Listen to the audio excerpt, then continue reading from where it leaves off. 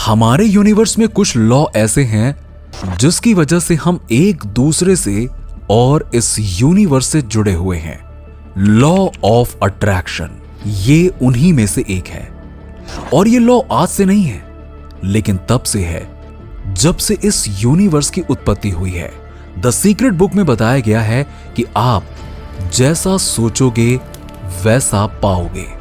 लेकिन इसमें कही गई ये बात कोई नई चीज नहीं है।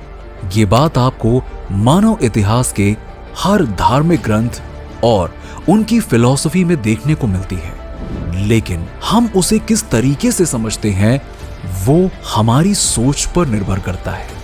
लॉ ऑफ अट्रैक्शन में कही गई सारी बातों का उल्लेख आपको हमारे वेदों और पुराणों में भी मिलता है।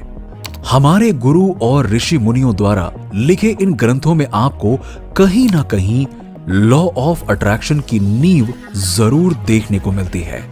भले ही उनके समझाने का तरीका थोड़ा अलग हो, लेकिन समझाने का जो मेन कॉन्सेप्ट है वो तो एक ही है।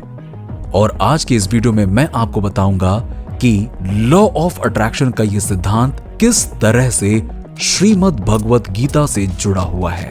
श्रीमद् भगवत गीता एक पवित्र हिंदू ग्रंथ है, लेकिन अगर मैं बात करूं one of the best inspirational book की, तो ये मेरी लिस्ट में सबसे ऊपर आता है।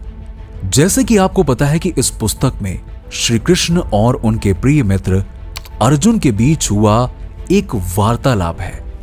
ये पुस्तक मानव जीवन का सार है। मनुष्य के जीवन से जुड़े हर सवाल का जवाब आपको इसमें मिलता है। अगर इस पुस्तक को आप एक बार भी पढ़ते हैं तो आपका जीवन जीने का नजरिया बदल जाएगा।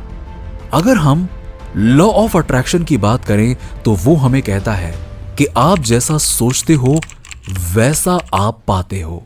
लेकिन यही बात हजारों साल पहले लिखे इस पुस्तक में भी देखने को मिलेगी। ठीक इसी से मिलता जुलता वाक्य आपको इसमें मिल जाएगा, यथा दृष्टि तथा सृष्टि। इसका अर्थ है हम जिस नजर या सोच के साथ दुनिया को देखते हैं, हमें दुनिया वैसी ही नजर आती है।